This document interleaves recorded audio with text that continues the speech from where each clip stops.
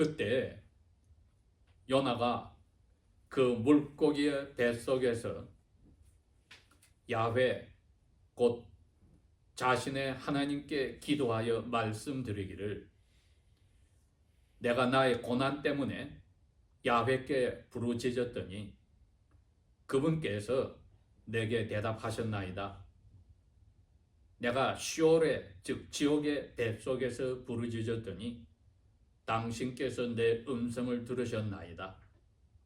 당신께서 나를 바다 가운데 깊은 속으로 던지셨으므로 바다의 큰 물이 나를 둘러쌌고 당신의 모든 큰 물결과 파도가 내 위에 넘쳤나이다. 그때에 내가 말하기를, 내가 당신의 눈앞에서 쫓겨났으나 내가 다시 당신의 성전을 바라보리이다 하였나이다. 그 물들이 나를 에워싸되 나의 영혼까지 에워쌌으며 깊음이 나를 에워쌌고 바다 풀이 내 머리를 감쌌나이다. 내가 산들의 밑바닥들까지 내려갔더니 땅이 그 빗장들과 함께 영원히 내 곁에 있었나이다. 그러나 야훼 나의 하나님, 당신께서 내 생명을 고덩이에서 끌어올리셨나이다. 내 영혼이 내 속에서 기진하였을 때, 즉 힘이 다 빠졌을 때 내가 야훼를 기억하였더니 내 기도가 당신께 이르렀고 당신의 성전에 이르렀나이다. 거짓되고 헛된 것들을 송상하는 자들은 그들 자신의 자비를 버렸사오나 나는 감사의 목소리로 당신께 희생 제사를 드리겠으며 내가 당신께 서원하였던 것을 갚겠나이다. 구원은 야훼께로부터 오나이다 하니라. 이에 야훼께서 그 물고기에게 말씀하시니 그것이 요나를 육지 위에 토해내었더라. 아멘. 미국 땅 곳곳에서는 일반인들이든 그리스도인들이든 오늘부터 시작해서 이제 추수감사절 기간을 다 마음에 생각하고 계획을 하고 또 생활하고 있습니다. 오늘 저희들은 요나의 2장의 이 말씀을 통하여서, 물론 이 요나가 이 물고기, 우리가 일반적으로 생각하는 고래라고 생각이 되지요. 히브리 말로는 물고기나 고래나 그 당시 사람들은 바닷물이든 강물이든 호수에 시냇물에 있는 고기는 다 같은 단어 하나뿐입니다. 그러니 저희들이 할 때는 상어는 아닐 거고 고래라고 생각하는데, 그 고래 뱃속에서 1절에 보니 기도를 했다 그랬습니다. 기도를 했다. 그러니 이 요나라고 하는 책 자체가 성경의 66권의 책들 중에서 아주 독특한 책입니다. 하나님의 그 선지자들, 즉 하나님의 말씀을 그대로 하나님의 백성들이나 이방인들에게 전해주는 그 메신저들이 선지자들인데, 성경에 약 17분의 이름이 나와 있습니다. 그런데 그분들 중에 유일하게 요나만이 선지자로서 어떻게 보면 자격이 없습니다. 왜? 하나님이 하라 하면은 안 하는 겁니다. 하나님이 하지 마라 하면 하는 거예요. 불평하지 마라 그러면 불평하고, 말씀 선포하라 그러면 선포하지 않고. 그러니 선지자로서는 자격 미달이지요. 선지자가 아닌 일반 언약 백성 중에, 유대인 중에 하나라도 이보다 나을 겁니다. 그렇지만 야훼께서는 특별히 예수님 자신도 너희들이 생각하는 가장 큰 기적, 내가 요나의 기적을 이야기할 수밖에 없어 하고 이야기를 하셔서 이 요나 선지에게 일어난 이 사실이 예수님께서 확증을 하셨어요. 실제로 일어났던 사건이지 신화가 혹은 이야기가 아니다 이거지요. 그렇게 생각하면 여러분 저희들이 오늘 이 2장을 들여다볼 때 앞에 1장을 먼저 생각을 합니다. 요나는 히브리 말로는 다브다, 비둘기다. 그런데 비둘기와 같은 사람인 것 같지만은 행동은 아주 사나운 야생 야조와 같이 자기 뜻대로 하는 모습이었습니다. 그 당시에 히브리는 성과 이름이 나눠지지 않고 그냥 이름 하나로 통용되는 데니까 아마티의 아들 요나다. 그러면은 오늘날도 그냥 길에 갈 때 폴 하면은 남자들 중에 돌아볼 사람 많을 거고 탐, 존 하면 돌아볼 사람 많아요. 근데 구별할 때 뒤에 성을 갖다 붙이면 미국처럼 패밀리 네임이 많은 데가 없으니까 그때는 그 사람만 돌아보겠죠. 그러니 아마티의 아들 조나 그러면은 여러 수십 명 조나 중에 이 조나가 바로 성경에 나와 있는 요나가 되겠죠.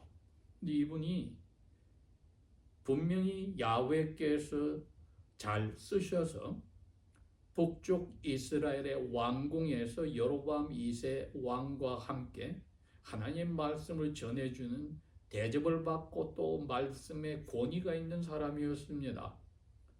그 당시에 북쪽 이스라엘은 남쪽 유다 왕국보다도 힘이 세고 그들의 적과 같은 그 북쪽에 있는 시리아 왕국보다 힘이 세고 그리고 유브라데스 강을 건너가서 세계 2대 강국 중에 하나인 아시리아보다는 못하였지만은 아시리아가 그때는 좀 힘을 잃어버릴 때였습니다. 그래도 남쪽으로는 이집트고 북쪽 동북쪽으로는 아시리아가 그 모든 자그마한 주변 나라들 유다와 이스라엘을 포함해서 이 나라들의 가장 위협을 주는 강대국이었습니다. 그런데 막상 이스라엘 이 왕국은 모든 게 잘 되고 경제적으로 부흥하고 강성한 나라였습니다. 그런데 갑자기 1장에 보니 야훼께서 말씀으로 오셨다. 여러분 요한복음 1장에 사도 요한이 이렇게 시작을 했습니다. 세상을 만들기 전 시간이 시작되기 전 태초에 말씀이 계셨다. 우리가 이 말씀을 말의 높임말입니다. 근데 영어 표현은 로고스라는 말도 되고 월드가 돼. 그 논리적인 생각을 표현하는 그것이 말인데 말씀이라고 그러는 고유명사 프라파나운입니다. 고유명사입니다. 고유명사는 우리가 입에서 나오는 그 소리의 말이 아니라 어떤 분의 이름을 이야기합니다. 하나님과 함께 계셨다. 그리고 그분이 하나님이시다 그랬거든요. 근데 구약 성경의 요나나 아모스나 호세아에게 하나님의 말씀이 오셨다. 그리고 말씀하시기를 이렇게 표현이 되어 있거든요. 그럼 저희들이 오늘 1장을 들여다보면 그 뜻입니다. 하나님 말씀이 오셨다면 이건 아브라함이 99살에 세라가 89살에 아브라함의 텐트에 말씀이 되시는 나중에 오신 이격인 아들 하나님이 다른 두 천사와 세 사람으로 와서 방문했듯이 요나에게도 말씀 되시는 하나님이 사람으로 오기 전에 아들 하나님이 요나에게 오셔서 즉 야훼 말씀이 오셔서 말씀하셨다는 뜻입니다. 이게 무서운 이야기입니다. 왜? 요나 자신이 4절에 보십시오. 내가 당신의 눈앞에서 쫓겨났다. 왜? 야훼께서 말씀이 오셔서 말씀하셨다 그랬거든요. 1장에 1절에 말씀이 오셔서 말씀하셨다. 그 앞에 말씀은 야훼 이름이에요. 아들 하나님이 오셔서 말씀하셨다. 그건 동사예요. 그런데 그 내용은 저 큰 성 니느웨로 가서 전해라. 내용을 우리는 모릅니다. 뭐였는지. 3장에 가면 나와요. 근데 4장 2절에 가면은 1장에 뭐를 요나는 생각했냐? 나에게 지금 오신 이 야훼의 말씀, 이 아들 하나님은 자비로우시고 4장 2절에 그 야훼를 만났을 때 자비로우시고 동정심이 많으시고 천천히 화를 내시고 은혜가 풍성하시고 사람들에게 벌을 내리시는 것을 그렇게 기뻐하지 않으시고 후회하시는 하나님. 정확하게 야훼는 이런 분이라고 자기를 찾아온 야훼를 요나는 알았습니다. 그런데 여러분, 그때나 지금이나 우리 그리스도인들이나 유대인들이 잘못 가지고 있는 생각이 하나가 뭡니까? 하나님은 유대인만 사랑하시고 그리스도인만 사랑하신다. 우리 아까 교동문에 뭐라고 읽었습니까? 요한복음 3장 16절에 뭐라고 되어 있었어요? 하나님이 그리스도인을 사랑하시고 유대인을 사랑하셨다고 되어 있습니까? 아니지요. 세상을 이처럼 사랑하셨다고 되어 있었습니다. 그러니 요나도 21세기를 사는 근 3000년 후에 저희들도 착각하는 게 그겁니다. 창조주 하나님께서 요나에게 아들 하나님 말씀으로 오셔서 이야기하실 때 요나야 저 큰 악하지만은 힘든 자리에 있는 도시 니느웨로 가서 내 말을 선포해라 했을 때 그 야훼의 성품과 속성을 요나는 훤히 알고 있습니다. 가고 싶지 않았다 이거예요. 왜? 아니 우리의 원수인 나라인데 작은 나라들을 다 물리치고 하니 원수의 나라, 특별히 우리 북쪽 이스라엘을 괴롭힌 원수의 나라인데 왜 내가 가서 야훼의 이 풍성한 은혜를 그 사람들에게 전해요? 우리의 원수는 야훼께서 벌 내리셔야지 왜 그 사람들의 어려울 때 이런 말을 전해라고 합니까? 가기 싫다는 겁니다. 그 1장이 뭐라고 되어 있어요? 욥바로 갔다. 지중해 서쪽이에요. 동북쪽으로 유프라데스 강을 건너려면 적어도 약 25일, 30일의 세월을 지나야만 가는 곳인데 욥바는 반대쪽입니다. 서쪽으로 지중해가에 있는 그 이스라엘 땅도 아닌 곳으로 가서 거기서 배를 타고 카르고 화물선을 타고 밑바닥으로 와서 자버렸다. 즉 직접 야훼께서 아들 하나님 오셔서 명령했는데 자기는 노한 겁니다. 이런 선지자는 성경 어디에도 없었습니다, 여러분. 제가 오늘 제목을 과연 물고기 뱃속에 있는 요나에게 구원이란 게 뭘까? 구원이란 게 물고기 뱃속에 있는 요나에게 구원이 뭘까? 요나 자신이 야훼하고 만나서 도망갔기 때문에 가장 안 보이는 대로 간다는 게 화물선의 밑바닥에 들어가서 자고 있었다. 위에서는 바닷물이 치고 있는데 하나님이 바닷물로 흔들었다고 밝혀놨거든요. 1장에. 우리 선장이 화물을 던져보고 배를 가볍게 보고 안 된다. 그래서 이거 안 되겠다. 우리 믿는 신들에게 기도하자 하고 이 문제가 누가 있느냐 뒤졌는데 밑바닥에 요나가 자고 있기에 이 자고 있는 사람아 너 무슨 일이냐 깨어서 너 신에게 기도해라. 사람들을 모아서 제비를 뽑았어요. 누구 때문에 이 바다가 화를 냈을까? 이건 분명히 신이 화를 냈으니 우리 중에 잘못이 있다. 제비가 누구에게 뽑혔습니까, 여러분? 요나에게 뽑혔어요. 참된 신은 그 배의 선원들과 요나 가운데 요나밖에 믿는 사람이 없어요. 그 다른 나라 사람도 야훼는 알지만 자기들은 야훼를 믿지 않고 자기 믿는 신들의 이름을 불렀어도 바다가 성난 파도가 그대로 있었습니다. 요나는 알아요. 왜? 말씀 하나님을 직접 만나고 명령을 받고 도망갔기 때문에. 그것도 왜? 야훼께서 이 세상의 사람들을 다루시는 방법이 자기 마음에 안 드는 겁니다. 예수님이 마태복음 5장에서 7장에 장장 긴 설교를 하신 내용 중에 계속해서 하나를 꾸준히 말씀하시는 게 뭡니까? 너희들 전통은 말하기를 이웃을 사랑하고 원수를 미워하라고 했지 아니야. 성경은 원수를 사랑하고 너희를 핍박하는 사람 위해서 기도하라.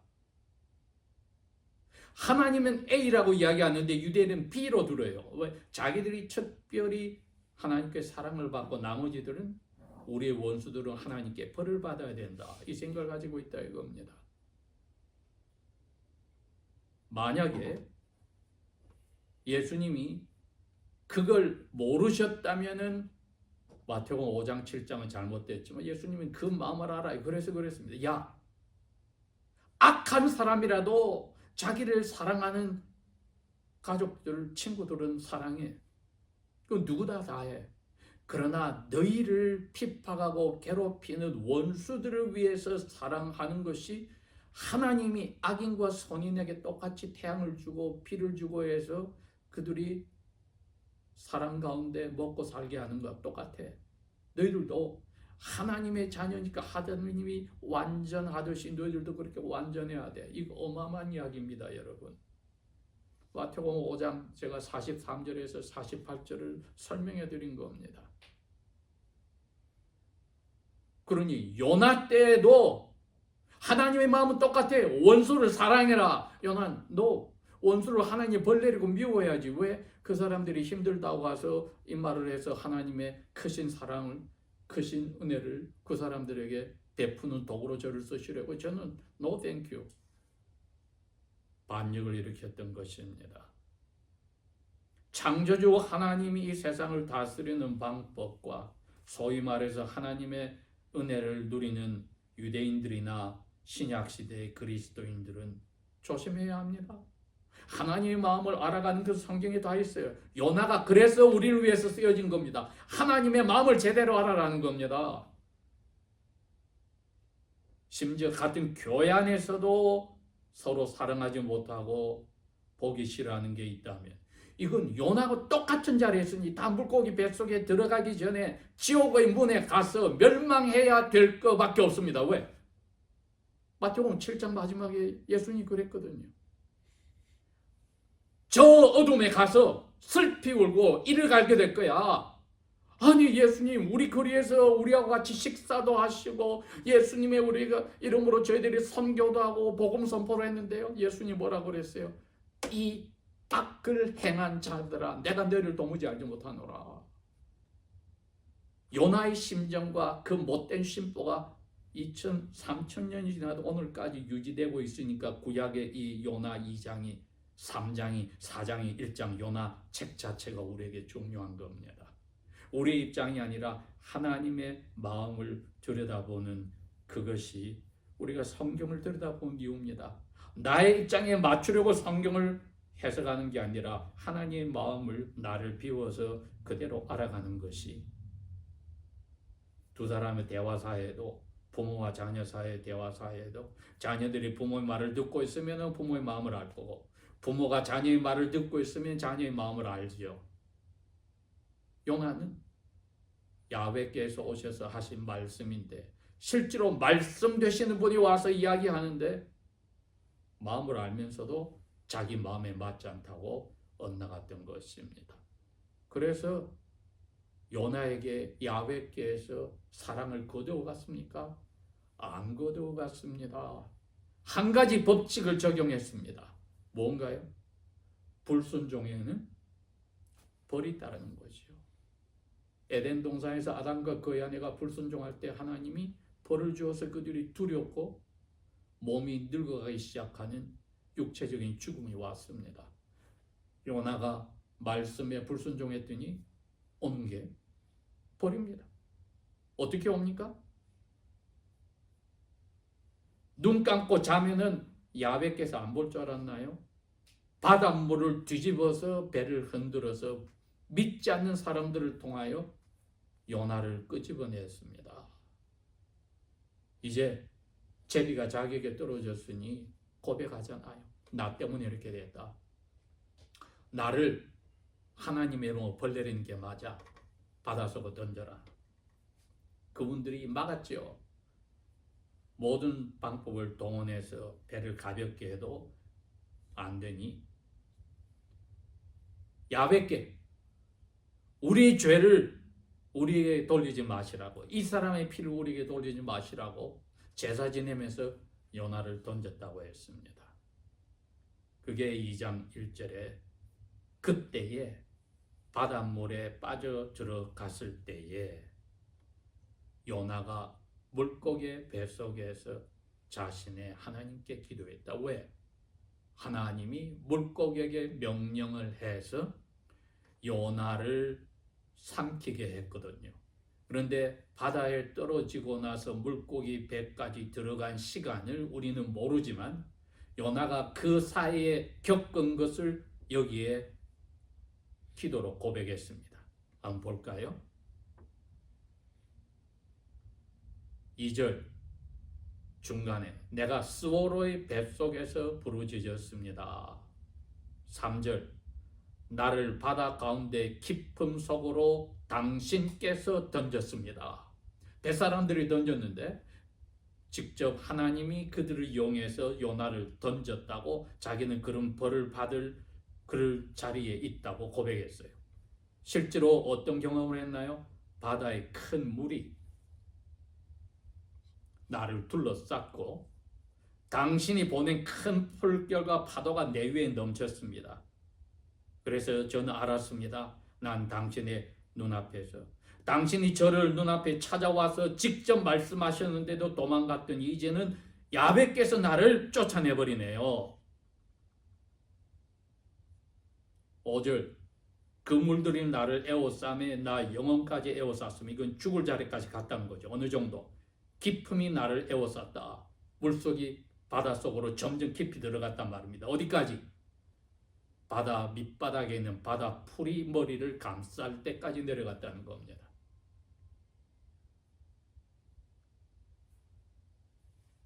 (6절) 계속됩니다. 내가 산들의 밑바닥까지 내려갔습니다. 이게 히브리 표현으로는 땅이 그 빗장들과 함께 영원히 내 곁에 있습니다. 이게 아까 2절에서 말했던 쇼얼이라는 뜻입니다. 죽은 사람이 가는 곳, 죽은 사람이 땅 밑에 가장 낮은 곳으로 가는 곳이 바로 여기 표현한 산들의 밑바닥이고 땅이 빗장을 둘러싸는 그 자리입니다. 자기가 지금 그 자리까지 갔다는 겁니다. 숨도 차고 헤쳐놓은 머리를 뒤집어 썼고 이제는 죽을 자리에 왔구나. 여러분, 최근에 나오는 현상들 중에 하나, 책들도 나오기 시작하는 게 있어요. Near Death Experience, NDE라고 그래서 어떤 사람들이 과학적으로, 의학적으로 죽었다고 생각했는데 돌아온 사람들의 그 표현 중에 하나가 지금 요나가 한 이 표현입니다.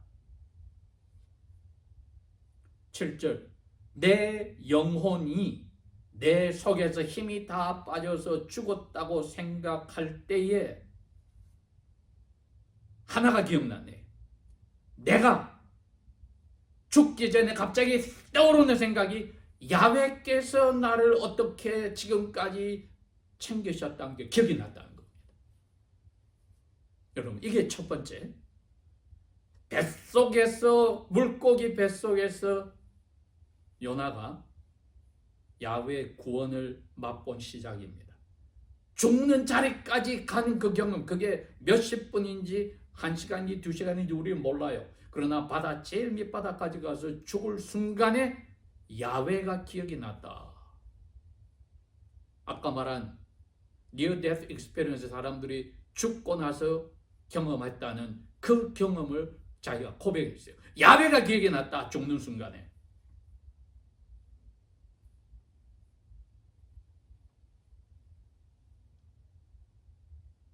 그때의 고기가 야훼의 명령에 따라 요나를 뱃속에 넣은 겁니다. 그걸 요나는 이렇게 표현했습니다.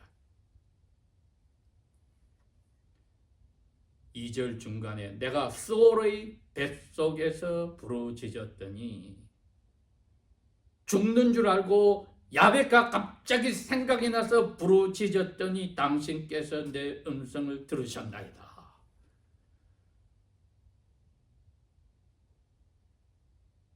이제 죽음이라고 생각했더니 야베께서 그래, 나를 기억해, 물고기 뱃속을 내가 준비할게. 이제 1절로 돌아갑니다. 그 물고기 뱃속에서 숨은 쉴 수 있게 되었을 때에 기도가 시작이 되는데, 이게 감사의 기도입니다. 근데 그 감사가 구원의 두 번째 단계인 과거를 돌이켜보고 철저하게 회개하였습니다. 회개하였습니다. 2절 보십시오. 나의 고난 때문에 부르짖습니다. 다윗 왕이 시편 119편을 쓰시면서 71절에 그 말이 나옵니다. 내가 고난 당한 것이 나에게 아주 좋았습니다. 그래서 제가 야훼의 법에 순종하는 것을 배웠습니다. 요나가 그 자리를 들어간 거죠. 그래서 회개를 한 겁니다. 제가 고난 속에서 순종해야 된다는 것을 배웠습니다. 야훼의 법이 그렇습니다. 자기의 사랑하는 자녀든 이방인이든 야훼의 법에 어긋나면 벌을 내리거나 채찍을 치는 것이 야훼의 방법이라 그걸 받아들이고 나서 요나가 회개하였던 겁니다. 그런데 그 회개는 물고기 뱃속에서 다른 길이 있습니까? 죽은 줄 알았더니 살렸어요. 하나님이. 이렇게 됩니다. 6절 마지막에 야훼 나의 하나님 당신께서 내 생명을 지옥의 구덩이에서 끌어올리셨나이다. 7절 마지막에 내 기도가 당신께 올라가서 당신의 성전에 이르렀나이다. 그래서 저를 살려주셔서 제가 철저하게 회개를 합니다. 이제는 불평이나 불순종이 아니라 9절입니다. 감사의 목소리로 당신께 희생 제사를 드리겠으며 이제는 당신의 말씀만 전하는 내 기분이나 감정이나 의지가 아니라 당신의 뜻에 따라 말씀만 전하겠다고 하는 약속, 제가 드리는 약속을 갚겠나이다. 이것이 첫 번째는 야훼를 회상하는 죽음의 장소에서였고, 두 번째는 거기서 야훼께 잘못을 고백하는 회개였고, 세 번째는 서원을 드리는 순종의 결심, 이게 야훼께서 물고기 뱃속에 요나에게 주신 구원입니다. 우리가 이러한 자세로 하나님 앞에 산다면은 어떤 어려운 자리에 죽음의 직전의 자리에까지 가더라도 우리의 구원주 되시는 야훼를 그리스도 예수 안에서 놓치지 않는다면은 이와 같은 감사의 기도가 가능하고 또 있어야만 하고, 야훼께서는 날마다 요나의 기적뿐 아니라 우리에게 은혜 가운데 기적으로 우리가 모르고 지나갔지만은 계속하여서 기적의 하나님으로 우리와 함께 하실 것입니다. 기도하겠습니다. 아버지 하나님, 아버지의 은혜가 요나뿐 아니라 우리 스스로의 뜻대로 사는 저희들에게도 차고 넘칩니다. 아버지의 뜻을 알고 순종할 수 있는 그러한 우리의 영혼으로 성령을 통하여 변화시키시고 아버지의 사랑에 더욱더 붙잡히는 삶이 되게 하소서. 예수님 이름으로 감사 기도합니다. 아멘.